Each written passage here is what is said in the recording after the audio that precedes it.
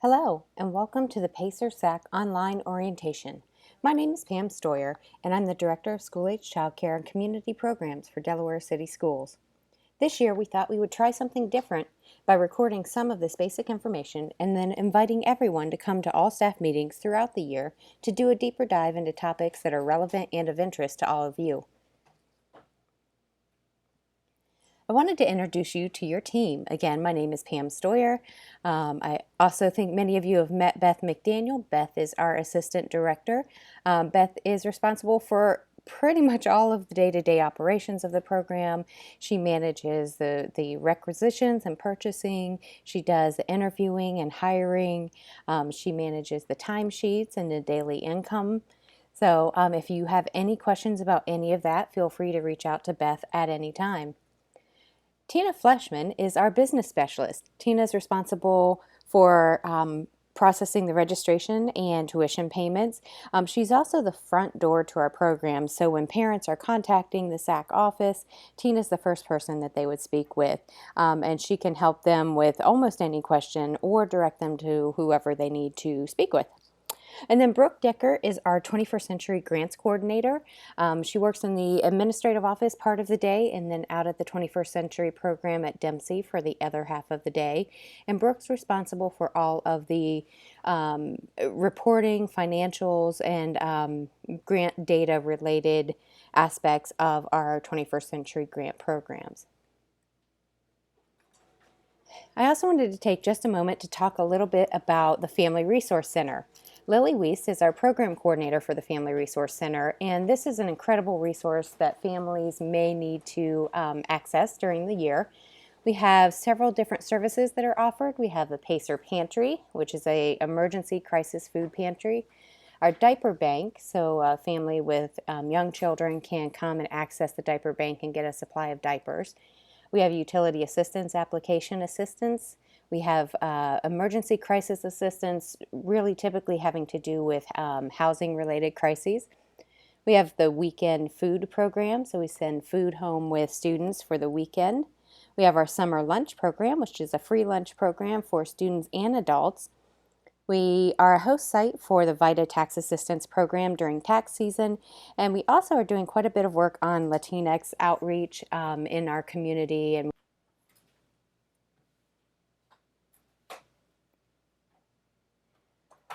I wanted to take a look at the state of after school in Ohio. Despite strong support for after school programs from parents in our state, the need still strongly outweighs the availability of programs. In Ohio, there are approximately 300,000 students who are enrolled in after-school programs, but that leaves another 430,000 alone and unsupervised in the hours after school. Here in the city of Delaware, there are very few options for safe, quality care after school. Therefore, our goal is to ensure the highest quality programs for as many students as we can. I want to take just a couple of moments to review some of the highlights of your employee handbook. Each year, all employees receive an employee handbook, and you will need to sign off to confirm that you have received that.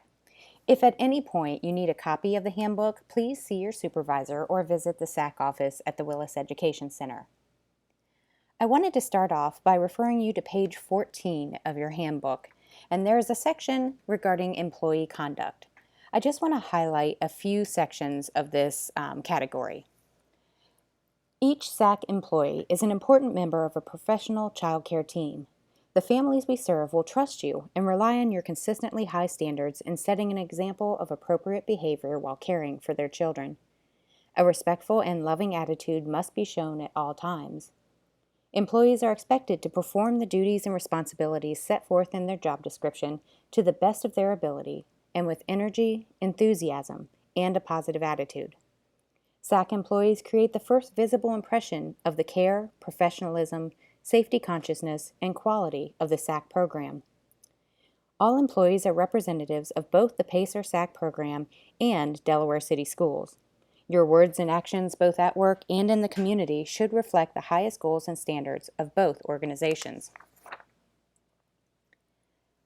I want to highlight the use of telephones in our SACC programs. Personal phone use by staff or children must be limited to emergencies and must not interfere with program activities or supervision of the children. Personal use of cellular phones, including texting, may not take place during program hours. I also want to make a note about dress. There are lots of details that can be found about dress and appearance expectations, and those are on page 15 in your handbook. But in general, casual, comfortable, appropriate clothing for working with children are pretty typical. Jeans are fine, tennis shoes are encouraged, and just making sure that our dress is appropriate for working with children. One thing to take note of is that name badges are required at all times. This is a security feature for the school district, and we need to make sure we are wearing our name badges. Page 16 of your handbook lists out a number of guidelines for working with children. You will have the opportunity to take a lot of training and professional development on this topic, but I just want to highlight a few tips and tricks. First of all, greet children and parents warmly every day. Address children by name. Speak to children at their eye level, and smile often. Never talk about a child or parent in front of other children. Speak quietly when you're with a group inside. Walk over to a child rather than calling out across a room, and avoid yelling. Tell the children clearly what you expect. Don't ask a question when you mean to be giving an instruction. For example, say, "It's time for everyone to clean up so we can go to the gym," rather than, "Do you want to clean up now?" Tell children what to do rather than what not to do. For example, say, "Please walk," rather than, "Don't run." Pay attention to the positive behavior. Catch the children being good and offer praise and encouragement, or even a simple smile. Never touch a child in a menacing way or out of anger. Do not allow children to sit on your lap. When working with children under appropriate conditions, the following may be permissible forms of nonverbal communication: hand-to-shoulder contact, side-by-side hugs, high fives, handshakes, fist bumps, eye contact, and smiles. Employees may not touch children on areas of their body that would be covered by a swimsuit. A couple of notes regarding our child guidance policy, and this is important to remember. Corporal punishment toward children is never used. Timeouts are to be used rarely and for the purpose of allowing an agitated child to calm down. Timeouts will last no more than 1 minute for each year of the child's age. At the end of the timeout, staff must return to the child and discuss the reason for the timeout. Unreasonable restrictions on behavior or use of program supplies or equipment to discipline are not permitted. Using physical activity or restriction to food or restrooms as a form of discipline is not permitted. And physical restraint, like staff confining a child by holding the child appropriately is only to be used in situations where a child puts him or herself or others in immediate danger and must be documented in writing.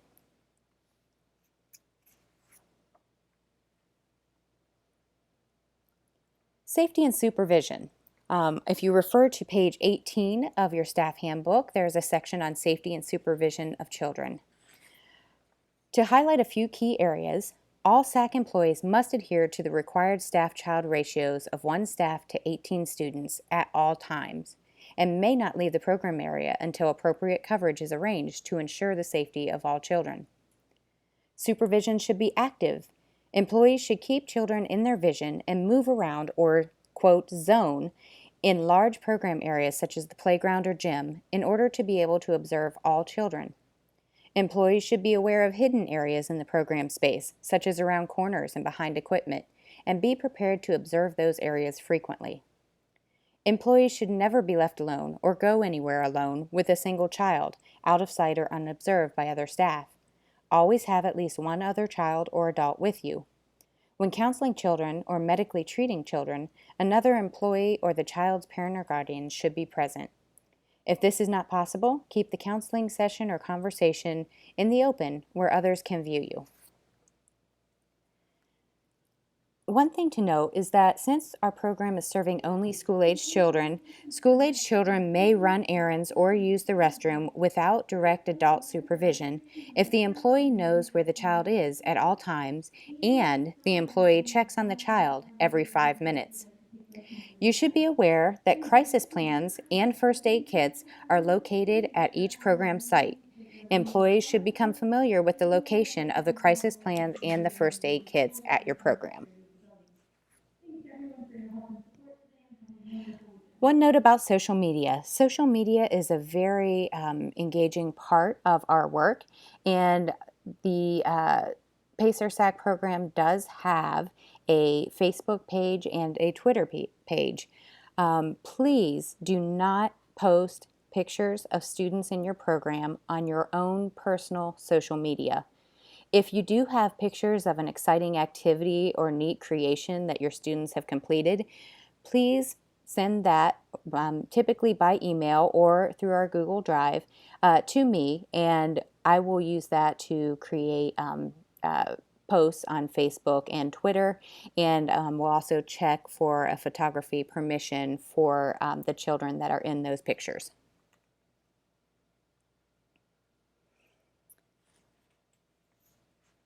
Okay, operations. You can see all of the paper here, and that is for good reason. There is a lot of paperwork involved in our programs, and so we want to take just a few minutes to go over these expectations. The first is regarding attendance expectations. We expect all staff to be on time and consistent in their attendance, as this is essential to successful programming, and the students and your coworkers are relying on you to be there. Requesting and calling off. Should you need to request off, a request for leave form must be submitted to your supervisor at least 5 business days in advance. You will then be notified of an approval or denial of that request. If you have not heard a response to your request, please reach out to Beth McDaniel so that you can ensure that she has received your request and arranged appropriate staffing for that. Should you need to call off, you will need to contact your immediate supervisor, and you need to contact them in person. So call them, leave a message, try to get in touch with them in person. Texts are not an acceptable method of calling off unless you have been given specific instructions that those are the ways that your supervisor wants you to communicate with them. So typically you need to make an actual phone call and speak with your supervisor in person unless they have specifically told you that texting is acceptable. If at all possible, please contact your supervisor the night before. Rather than waiting until the morning of. That gives your supervisor and our administrative office the opportunity to reach out to possible subs and try to get somebody arranged to come in and cover your shift.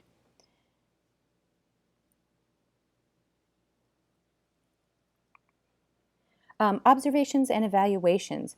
These are completed every year. You will receive an observation and evaluation at least once per year. There may be instances where that occurs twice each year, depending on whether you are working in our summer program or not. These observations and evaluations are an important opportunity for growth and skill development, and will give you an opportunity to set some goals for the upcoming year that you can continue to grow and refine your own craft and your own skills. And timesheets. Everybody loves timesheets. So let me take a minute and go through the timesheets. You will receive an email with a link to a Google Doc, which is our timesheet, and this is what it will look like.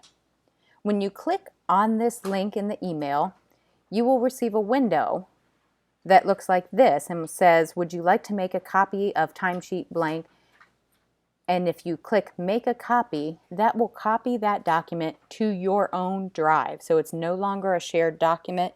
And then that way, any information that you type onto the document, any edits that you make to the document, will only occur on yours and is not something that would be shared with the rest of the staff.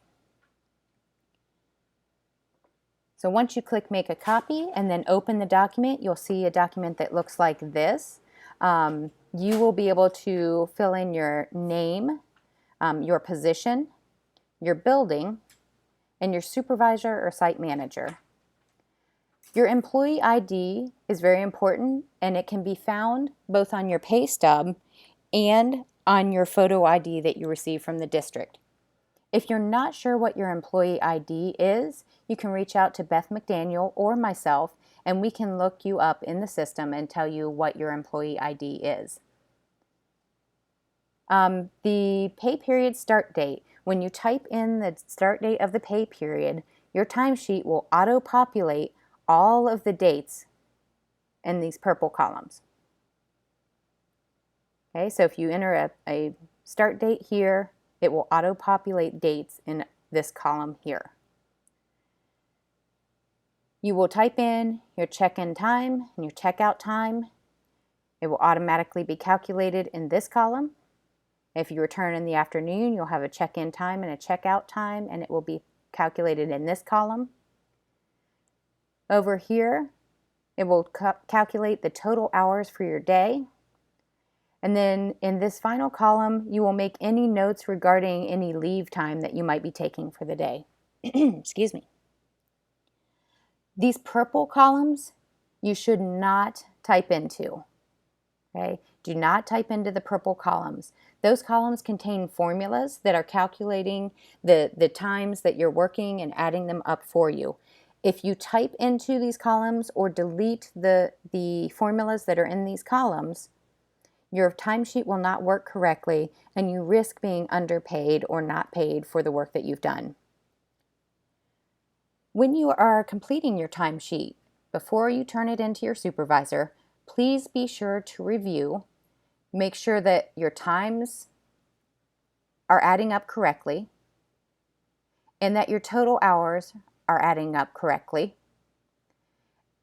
And make sure that the total for all hours worked in the pay period is also correct. When you've ensured that all of your times are entered correctly and that all of the columns are adding up correctly, you'll print out your timesheet and you'll sign it down here on the bottom, and you will provide that to your immediate supervisor. Your supervisor will then review your timesheet, make sure that the times and the work days are correct, then they will sign it and submit it to the SACC office. Once we receive it, we do review the timesheets again, so we have a third set of eyes on the timesheets before submitting them to the payroll office. Please know that if you do not check your timesheet and there is an error in it, and if it does not get found, you again risk not being paid for that time or not having your timesheet processed in a timely manner so that your paycheck can be issued correctly. So please, please, please double check your timesheet and make sure that your times are entered correctly and that your columns are adding up correctly. I want to make a note about training hours. You are compensated for the time that you spend completing training and professional development on behalf of the SACC program. However, you cannot be paid for training hours until we have received proof of the training. So for example, if you take an online training through the OKRA registry, you need to print out your completion certificate and attach that to your timesheet or submit it to Beth McDaniel prior to your timesheet being turned in so that you can be paid for the time that you spent completing your training. Okay, so please make sure that when you are completing a training that you print off your documentation and send it into the office so that when you submit your timesheet with those training hours on it, you will be able to be paid for those.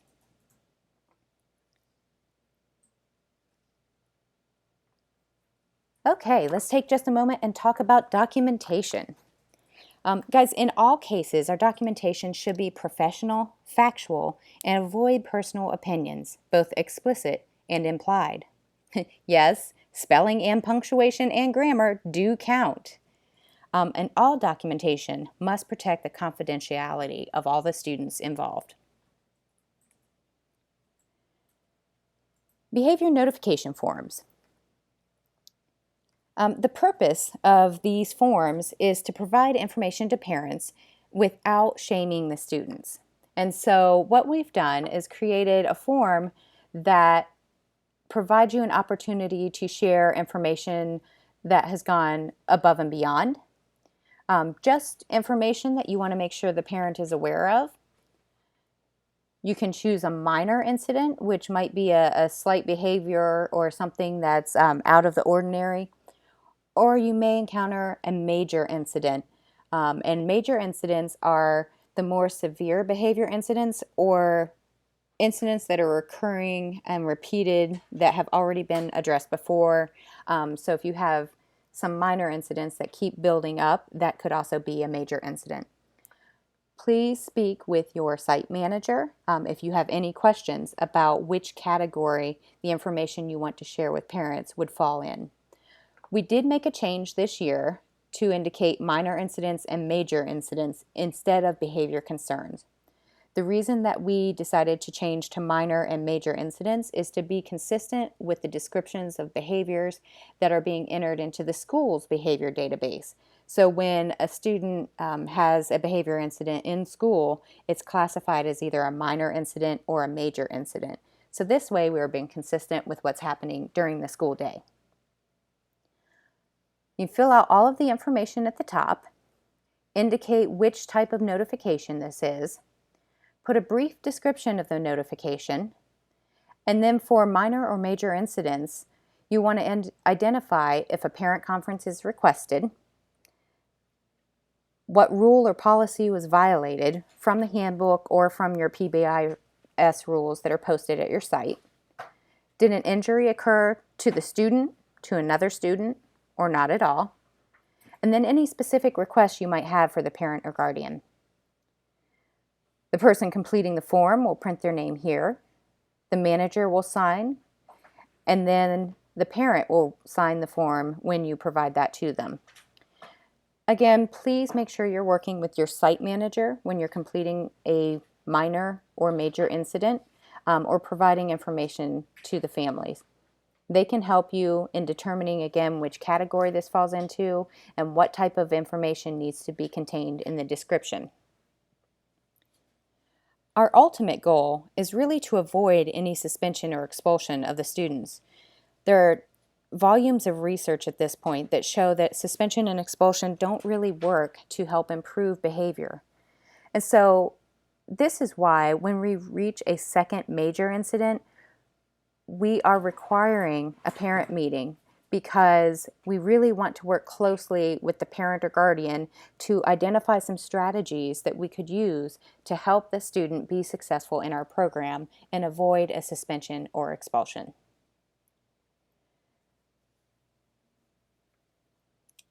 When looking at information to include in the description section, it's important to note that we do not include name-calling, disrespect, swearing, talking over guest speakers as major concerns, major incidents.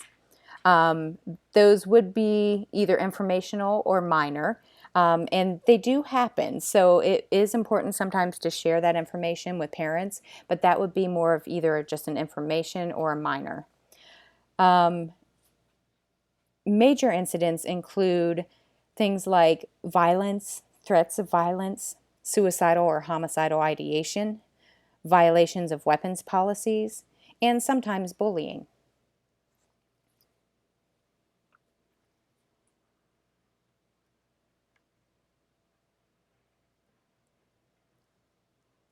Hey, incident and injury reports. The purpose of these forms is to inform parents of any injury or incident that involved their child, as well as to protect the program.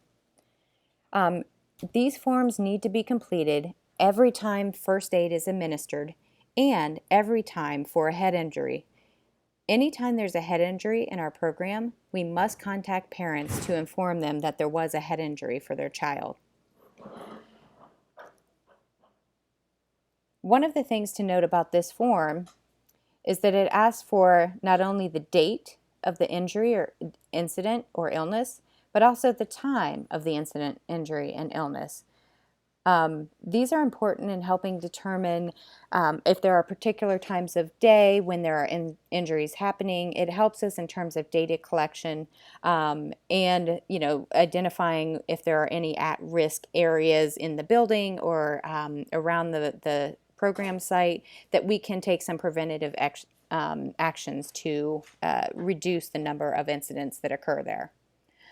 Down here are sections to check on the type of injury, the type of illness, the type of incident, any action that was taken. Typically it's ice or a bandage or a hug and a pat.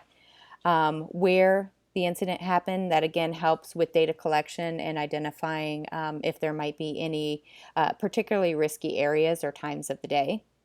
And then at the bottom there's a box titled Summary of Incident. And in this box, you don't need to write a lot of information, but you want to provide some very brief facts. It's a statement of how the injury occurred, the location of the injury on the body, and the student's response. So a brief statement of how the injury occurred, a student fell down on the playground. Location of injury would be they skinned their right knee. And the response was student received an ice pack and then shortly returned to normal activity. This is not the place to address any behavior concerns. This is not the spot to say this student was attempting to, hit another student and the other student hit back and they fell down and scraped their leg. This is not the area for that. This is student was outside, fell down, scraped their left leg. A behavior incident form would need to be filled out for any incidents regarding like pushing or behavior concerns. Now you may feel like you end up filling hundreds of these out, and that is true. You fill them out a lot. However, prevention is key, and so keeping an eye on your program group, watching for any risky behaviors, things like not using playground equipment in the way it's intended, or students who are, for example, standing in line for a long period of time waiting to do an activity. If they're not engaged in something, you're going to find more and more incidents and injuries from bumping up against the wall, they hit their head on something, they fell down the slide backwards. So prevention is really key to reducing the amount of paperwork that you'll need.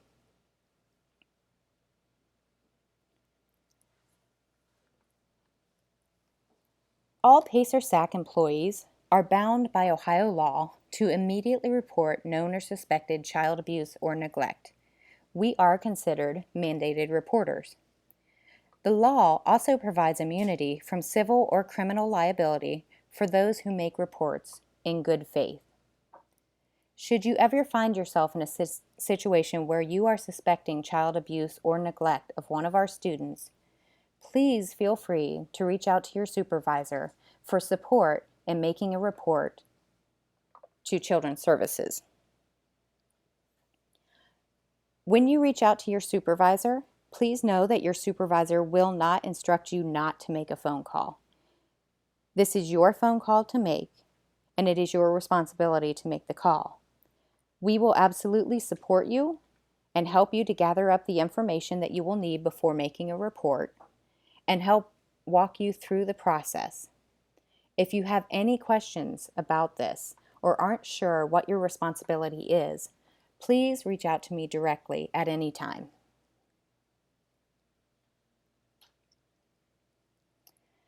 Professional development is a big part of the work that we do. There are opportunities after opportunities for training and professional development throughout the year. There are several sections of required training. The first is this orientation. So congratulations, you are completing one of your required trainings right now. The second is the ODE SACC online orientation, which is online through the registry at registry.okra.org. Another required training is Ohio's approach to quality. This is also at registry.okra.org. Ohio's Overview of Child Development, also on the registry. There are also 4 core trainings that all of our staff need to have. Those trainings are CPR, first aid, child abuse recognition, and communicable diseases. Please watch for announcements and notices of when these trainings are taking place, and be sure to sign up when you need to get those trainings and watch for when they are expiring. CPR, I believe, is good for 1 year. First aid, child abuse, and communicable diseases are good for 3 years. We also have some annual district required training through a system called Public School Works. You will receive an email identifying that there are trainings that you need to take. Those usually come out in the early fall, and then you're given through the end of the calendar year to complete those trainings. These are required trainings for the school district and often are things like acknowledgments of receipt of handbooks and other information that the district requires us to have. In addition to all of that, there is some recommended training that we would love for everybody to participate in. The first are the school age endorsement modules offered through the registry through OKRA. There are 3 different levels of school age endorsement. We would encourage all of our staff to take the courses and apply for a school age endorsement credential. If you have questions about this, please reach out to the SACC office and we will be happy to direct you to the list of school age endorsement modules and how to find those on the registry so that you can complete these online trainings. Also, there is the Off to a Great Start conference each fall. This is sponsored by the ESC of Central Ohio and usually happens in the week before our programs return to school.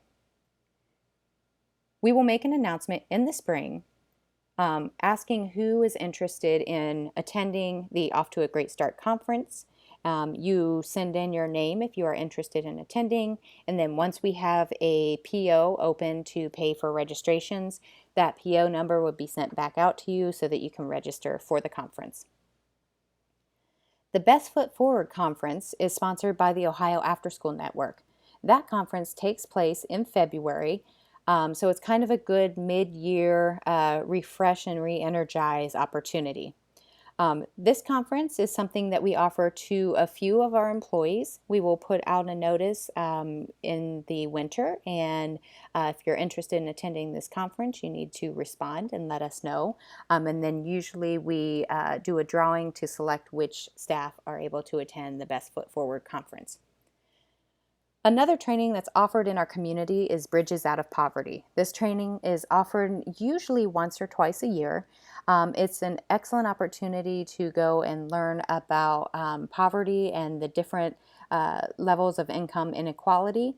And we will send out a notice when Bridges Out of Poverty is scheduled. And if you have the ability, please make sure and attend this training.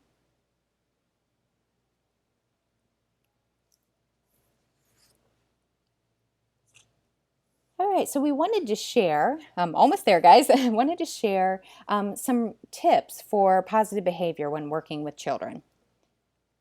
The first tip is to begin with the greeting. I mentioned earlier that an expectation is to always say hello to the parents and children who are entering your program. As youth come buzzing through the door with backpacks and coats, staff are filling the room with high fives and hellos. This sets the tone for community that we care about each other. Their transition into your space should be one of warmth and acceptance. Provide individual attention. Make time for staff to sit with young people, chair to chair, knee to knee. The message to each child is that they matter, they mean something, and they deserve this personal attention. In these intimate moments, students let their guard down and share what matters most to them. Hold youth accountable. Youth rise to expectations when they are coached by supportive adults. They are expected to make mistakes, and staff are expected to guide them through that process. Staff are responsible for teaching youth the desired behaviors and need to take the time to guide them. Scaffold staff expectations. Set appropriate benchmarks for yourself. For example, by the first week, you should know every child's name. If you have been in our program for a while, you'd be expected to learn more about the child and to coach them through difficult situations. With your team, take some time to go through the highs and lows of relationships with the youth in your program. Daily check-ins. As a team, discuss specific youth who are on the radar, who needs more homework help, who needs extra attention because of ongoing issues at home. By shifting the conversation to the emotional care of our students, not just the logistics, staff will know what to look for and how to work around the obstacles that could prevent youth from being at their best. Learn together. Build a learning community among staff that promotes skill and knowledge sharing. Staff meetings should include time for staff to develop themselves through hands-on activities and case studies. One of my favorite questions to ask at a staff meeting is to pick a child in the program who is least like you. How can you get to know them better? Make a mini action plan that focuses on your staff-youth interactions and provide time to report back on their progress at your team meetings. Rinse, repeat, and reflect. When you think you've arrived to a place of positive relationships with all the youth in your program, ask, what else could we know about this child? Our work never ends, and the deeper you go into these connections, the higher we can raise the expectations for youth behavior. If you're struggling with behavior, before replacing your rules, try going back, reviewing, and implementing these 7 strategies. See if it might help. Congratulations! You're almost done with our SACC online orientation. There are a few more steps that you'll need to take to complete this training. The first is to click on the link below. I'm also not entirely sure that the clicking on the link will work on the recording of this. However, you can type the URL into your browser. I will leave this page open so that you can write it down so that you can type it directly into your browser. This will take you to the reflection form. Download the reflection form, complete the reflection form, and it shouldn't take you very long. There are just a few questions. And then return that reflection form to Beth McDaniel, and you will receive 2 hours of training credit for the current program year. Thank you so much for taking the time to view this video. We hope we provided a lot of information that will help you be prepared to enter your program on a positive note, engage with your students, have a ton of fun, and really enjoy your school year. Again, I'll leave this page open for a few minutes so that you can write down the link to access the reflection form. Thank you so much.